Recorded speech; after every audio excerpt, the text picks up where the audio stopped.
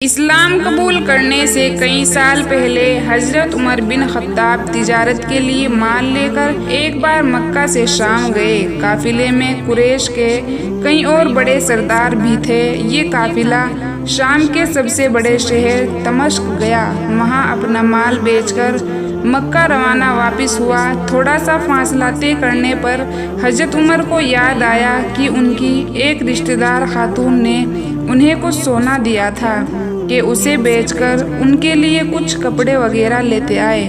انہوں نے اپنے قافلے والوں سے کہا کہ میں فلاں عورت کا کچھ کام کرنے دمشق واپس جا رہا ہوں، کوشش کروں گا کہ یہ کام کر کے جلدی ہی واپس آ جاؤں۔ حضرت عمر دمشق واپس گئے۔ بازار بند ہو چکا تھا، مجبوراً انہیں مسافر خانے میں رکنا پڑا اور سو گئے۔ تھوڑی دیر کے بعد اللہ کا ایک بندہ مسافر خانے میں آیا۔ اس نے حضرت عمر کو جگایا اور اپنے ساتھ اپنے گھر لے آیا۔ یہ بات واضح نہیں تھی کہ وہ شخص حضرت عمر کو پہلے سے جانتا تھا یا ان کے والد خطاب سے ان کی واقفیت تھی۔ انہوں نے حضرت عمر کی بڑی خاطرداری کی۔ کھانا کھا کر وہ سو گئے اور ان کا میزبان رات بھر عبادت کرتا رہا۔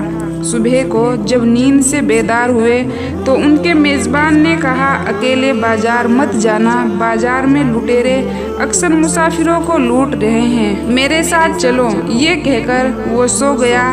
کیونکہ رات بھر جگا رہا تھا، حضرت عمر نے اسے جگانا مناسب نہیں سمجھا۔ اکیلے ہی بازار چلے گئے۔ ابھی بازار کھلا بھی نہیں تھا، وہ بازار کھلنے کا انتظار کرنے لگے۔ کچھ ہی دیر بعد عیسائی پادری اپنے نوکروں کے ساتھ آیا اور حضرت عمر کی طرف اشارہ کر کے اپنے نوکروں کو حکم دیا کہ اس شخص کو پکڑ لو، یہ گرجا کا کام بہت اچھی طرح کر لے گا۔ اس زمانے میں حضرت عمر بڑے تن اور من پہلوان تھے۔ پادری کے نوکروں نے اسے پکڑ لیا اور پرانے گرجے میں لے گئے۔ پادری نے اس کو ایک ہتھوڑا دیا اور اسے گرجے کی دیوار توڑنے پر لگا دیا۔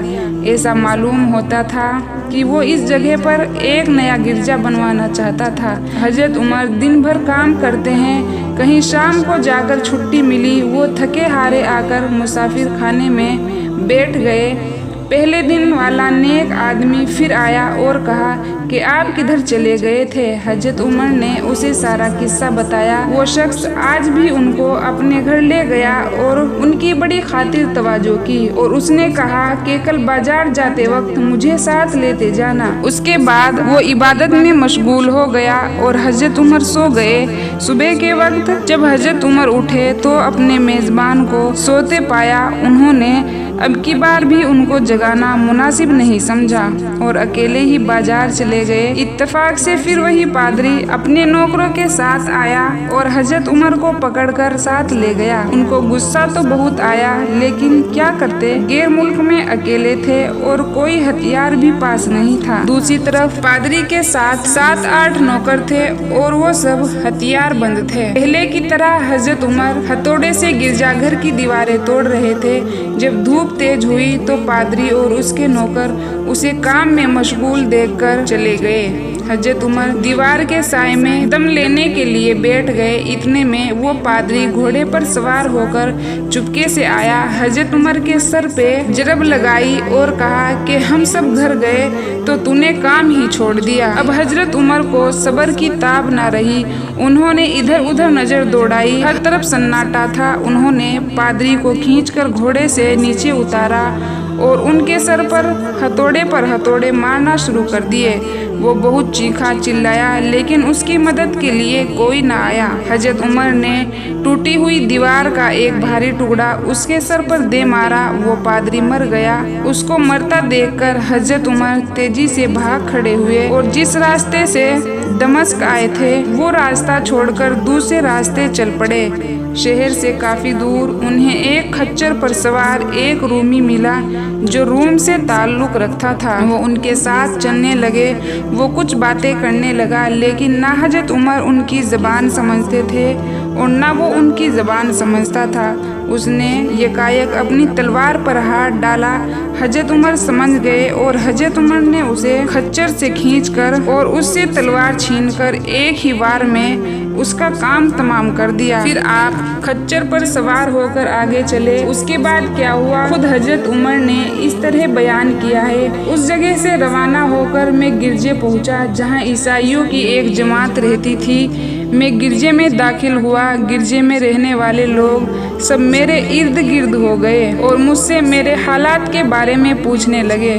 پھر وہ مجھے اپنے پادری کے پاس لے گئے۔ پادری مجھے نہایت غور سے دیکھنے لگا اور کہنے لگا، مجھے ایسا معلوم ہوتا ہے کہ تمہیں کسی چیز کا خوف ہے۔ میں نے کہا کہ تم نے کیسے اندازہ لگا لیا کہ مجھے کسی چیز کا خوف ہے؟ اس نے میرے سوال کو ٹالتے ہوئے کہا کہ آپ جب تک چاہے یہاں ٹھہرے، آپ کو یہاں کسی قسم کا کوئی خطرہ نہیں، آپ ہماری حفاظت میں ہیں۔ پھر اس پادری نے مجھے اپنے گھر میں مہمان کی طرح رکھا، میری نہایت خاطر اور مدارت کی، اور پھر پوچھا کہ آپ کون ہیں؟ میں نے اسے بتایا کہ میں ایک مکے کا رہنے والا ہوں اور قبیلہ قریش سے تعلق رکھتا ہوں، تجارتی قافلے کے ساتھ شام آیا تھا۔ تجارت کا سامان لے کر مجھے ایک ضروری کام سے قافلے سے جدا ہونا پڑا اور میں اب اپنے وطن واپس جا رہا ہوں اور راستہ بھٹک یہاں آ نکلا۔ پادری مجھے غور سے دیکھتا رہا اور بار بار طرح طرح کے سوال کرتا رہا۔ میں نے ان کے یہاں نہایت آرام سے رات بسر کی۔ صبح کو انہوں نے پوچھا کہ اب آپ کا ارادہ آگے جانے کا ہے یا یہیں ٹہلنے کا ہے؟ یہ بات سن کر پادری نے اپنا ایک گدھا جو نہایت خوبصورت تھا اور شاندار تھا وہ لے آیا۔ اس گدھے کی پیٹھ پر کھانے کی چیزیں اور قیمتی تحفے بھرے ہوئے تھے اور پھر کہنے لگا کہ آپ اس گدھے پر سوار ہو جائیں اور چل پڑیں۔ راستے میں آپ کا گزر ایک عیسائی کے مکان سے ہوگا، وہ آپ کو اس گدھے پر سوار دیکھ کر بے حد تعظیم کرے گا اور آپ کی خاطر اور مدارت میں کوئی کسر نہیں چھوڑے گا۔ یہ کہہ کر پادری نے میرا ہاتھ پکڑا اور تنہائی میں جا کر کہنے لگا کہ اے عمر، آپ پر میرا حق واجب ہو گیا ہے۔ میں نے کہا بے شک۔ اس نے کہا آپ کا تعلق ایک معجز قوم سے ہے، میری آپ سے ایک غرض ہے۔ میں نے کہا بیان کرے، لیکن حیرت کی بات ہے کہ آپ جیسا بڑا آدمی مجھ جیسے پریشان حال مسافر سے کوئی غرض رکھتا ہے؟ اس نے بڑے یقین بھرے لہجے میں کہا کہ سنو، میں ایک ایسا آدمی ہوں جس کو اللہ نے آسمانی کتاب کا علم عطا کیا ہے۔ میں نے آپ کی ذات میں بہت سی ایسی نشانیاں دیکھی ہے جو یہ حاضر کرتی ہے جب ایک مقرر مدت پوری ہو جائے گی تو حالات میں زبردست تبدیلی آئے گی۔ اس وقت آپ ہمارے ملک کے حاکم بن جائیں گے اور یہاں کے سب شہروں میں آپ ہی کا حکم چلے گا۔ اس کے بعد پادری نے اپنی جیب سے قلم، دوات اور کاغذ نکالتے ہوئے کہا کہ میری غرض یہ ہے کہ آپ اس کاغذ پر لکھ دیں کہ اس گرجے اور اس کی جائیداد پر کسی قسم کا کوئی موصول لاگو نہیں کیا جائے گا۔ میں نے حیران ہو کر پادری سے کہا کہ آپ مجھ سے مذاق تو نہیں کر رہے ہیں؟ اس نے کہا قسم ہے اس ذات کی جس نے عیسیٰ علیہ السلام پر انجیل نازل فرمائی، میں جو کچھ کر رہا ہوں وہ بالکل سچ ہے۔ آپ مہربانی کریں اور میری درخواست قبول فرمائیں۔ میں نے پادری کی باتوں کو اس کا وہم سمجھا۔ جیسے اس نے کہا میں نے اسے کاغذ پر لکھ کے دے دیا۔ اس کے بعد میں گدھے پر سوار ہو کر چل پڑا۔ راستے میں مجھے کئی جگہ پر عیسائیوں کی جماعتیں ملی۔ انہوں نے مجھے پادری کے گدھے پر سوار دیکھ کر میری خوب خاطر و مدارت کی۔ میں اس طرح عیسائیوں کا مہمان بنتا تبوک تک پہنچ گیا۔ اللہ کی شان، میں جس تجارتی قافلے کے ساتھ گیا تھا وہ میرا کافی سمے تک انتظار کرنے کے بعد وہیں سے چل پڑا تھا جہاں میں نے انہیں چھوڑا تھا اور اب تبوک میں کنویں کے پاس ڈیرا ڈالے ہوئے تھا۔ قافلے والے میرے ساتھی مجھے دیکھ کر میری طرف دوڑ پڑے اور مجھ سے مل کر بہت خوش ہوئے اور کہنے لگے اے ابن خطاب، ہم آپ کا انتظار کرتے کرتے بالکل مایوس ہو گئے تھے۔ ہم نے اس مقام کو کوچ کر دیا جہاں سے تم واپس دمشق گئے تھے، مگر ہم تمہارے بارے میں پریشان تھے۔ بتاؤ کہ اتنے دن تم کہاں رہے؟ میں نے وہ تمام حالات بیان کیے جو مجھے پیش آئے، لیکن پادری سے جو میری گفتگو تنہائی میں ہوئی تھی وہ ظاہر نہیں کی، کیونکہ میں پادری کی اس باتوں کو اس کا وہم سمجھتا تھا اور اس کے عقیدے کی کمزوری سمجھتا تھا۔ कुरैश के एक सरदार अबू सुफियान भी उस काफिले में शामिल थे। उन्होंने मुझे इस शानदार गधे पर सवार देखकर कहा, अरे तुम लोग इस नौजवान की इकबालमंदी तो देखो, इसे कहीं ऐसे मैदान में छोड़ दिया जाए जहाँ ना पानी हो ना सब्जा, फिर भी इसे रिज्क मिल जाएगा। पादरी ने मुझसे रुखसत होते वक्त कहा था कि जब मैं अपने साथियों के पास पहुँच जाऊँ और गधे की जरूरत न हो तो मैं उसकी रस्सी को मजबूती से बांधकर उस गधे को वहीं पर छोड़ दूं। लिहाजा मैंने ऐसा ही किया। यह देखकर अबू सुफियान ने कहा, अरे तुमने ये क्या कर दिया? गधे को ऐसी जगह पर छोड़ दिया जहाँ से चोर उचक्के और दरिंदे सब गुजरते हैं। मैंने कहा, इसके मालिक ने मुझे ऐसा ही करने की हिदायत दी थी, वो उसकी आदतों से ज्यादा वाकिफ है। अब वो जगह गधे वाला कुआं के नाम से मशहूर है। वहाँ से रवाना होकर हमारा काफिला मक्के पहुँचा। मेरे और पादरी के बीच जो गुफ्तगू हुई वो मुझे भुलाए ना भूलती थी। पहले तो मैंने उसे कई दिन तक दिल ही दिल में रखा, फिर मुझसे जब्त ना हुआ। मैंने ये राज अपने रिश्तेदार खातून के साथ बयान किया जिसने मुझे सोना दिया था। वो बड़ी अक्लमंद खातून थी। उसने कहा, ए इब्न खत्ताब, मैं तुम्हारे बचपन से ही तुम में अच्छी निशानियां देख रही हूँ। जब तुम बहुत छोटे बच्चे थे मैंने ख्वाब में देखा था कि तुम लंबे होते जा रहे हो, कि तुम्हारा कद इतना लंबा हो गया है कि उसने आसमान को छू लिया है। यह देखकर मैंने ख्वाब में कहा, अरे ये मेरे बच्चे की क्या हालत हो गई है।